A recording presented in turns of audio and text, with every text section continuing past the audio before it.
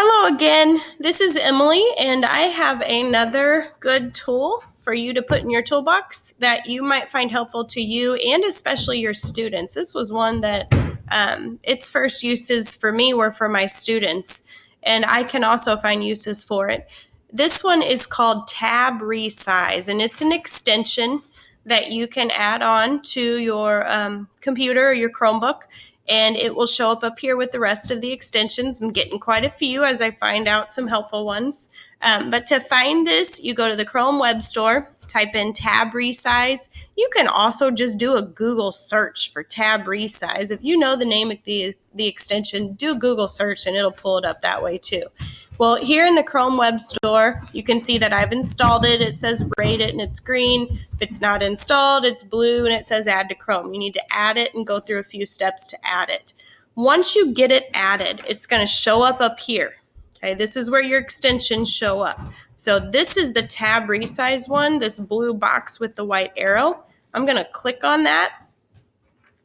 And then you will see I've got some options. What Tab Resize does is it lets you work on different documents side by side.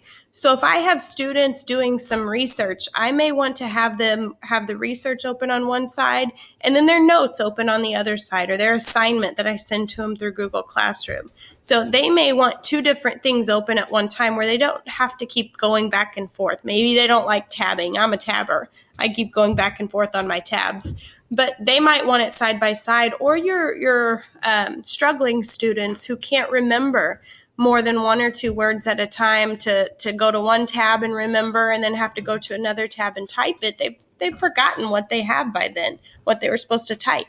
So you can do different ways here. You could do a 2x1 where they're up and down. You can do a 1x2 side by side. You could even have multiple ones open. I think there's some settings here you could change a lot of different ways how you show those. I like this one. It's a 1x2.